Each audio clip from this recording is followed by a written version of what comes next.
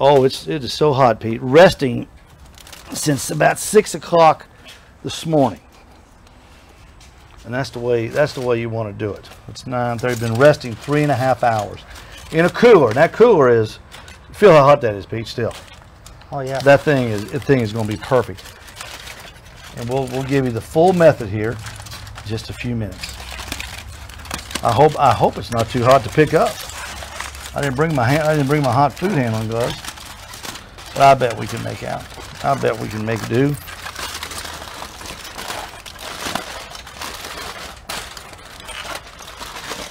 Oh, look at this steam coming. I'm sure we can see that right there. The steam is rolling off that. Let me get a shot of that real quick so everybody can see it before we move it around.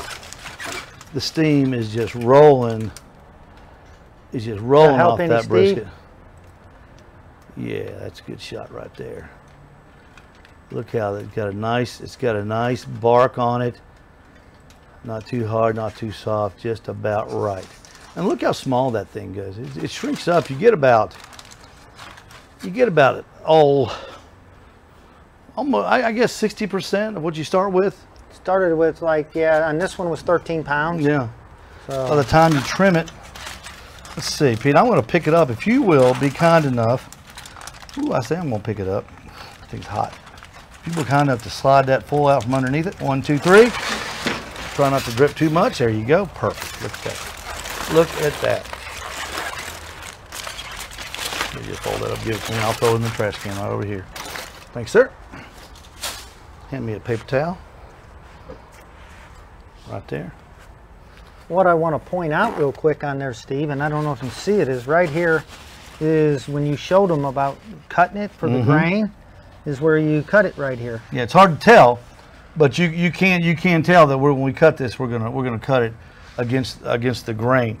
Here again, there's your flat. Here's your point. And we cook this as the bottom side now, and it'd be hard to tell, wouldn't it, Pete? If I didn't tell you, if you came and looked at it, it'd be hard to say. I don't know if that's the top or the bottom. It's hard to tell. Because that fat, look how that fat has rendered. It has gone, and it's just turned into just a gorgeous piece of meat. Look at that. Look at that little wiggle. Remember we talked about that wiggle? Watch that. Look at that. Look at that. Like jelly. It was like a little bowl full of jelly. Yep. Let's go over the method. What we did, well, you tell them what we did. Well, start to finish. So, you know, after we had it trimmed and we let it set for a while and then pulled it out, we injected it. We actually used, right here, as you can see right here, Butcher Barbecue Brisket Injection. We did that. We used actually a little bit of beef stock with it.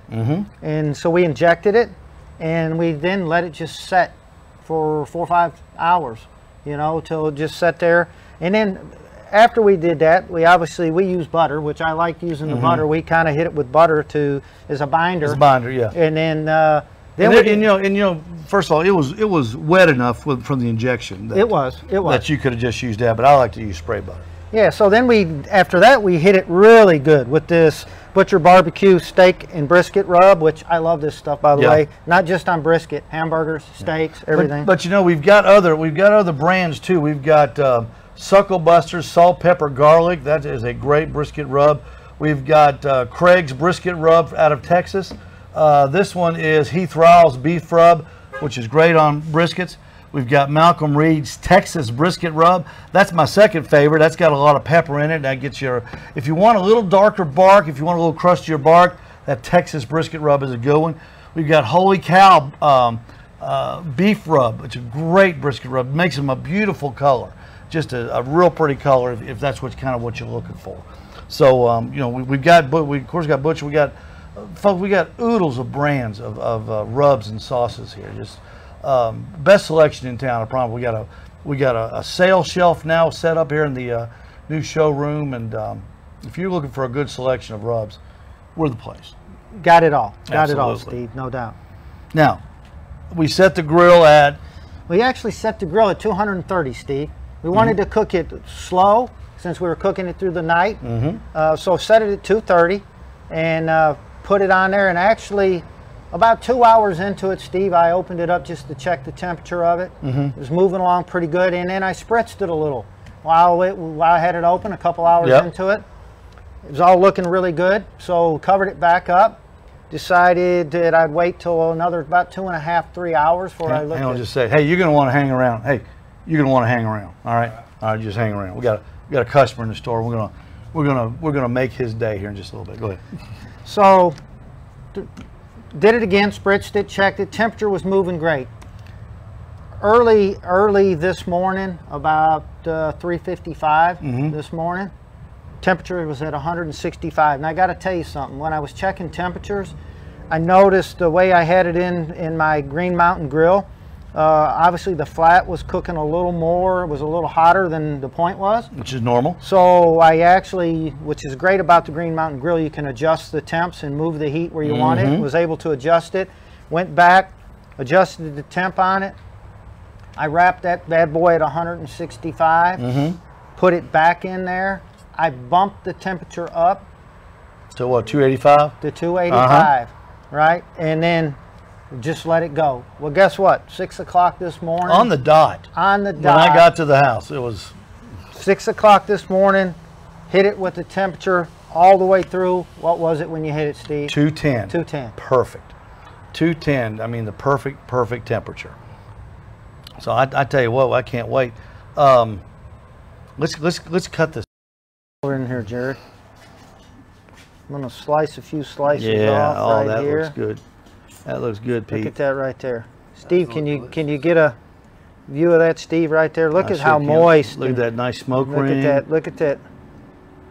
Jared, get you a piece of that. Get that right there and try. Put just a little bit of that salt on there. You know how I am. Oh yeah. You know how I am, Pete. You know how I am, Pete. I want it. Jared to feel the full Owl's Nest barbecue method. Just a little too much. That's all right. Just a little too much. We'll get you another piece, but not so much, Jared. That's perfect. Good. Is that tender? Tender. Flavor's good.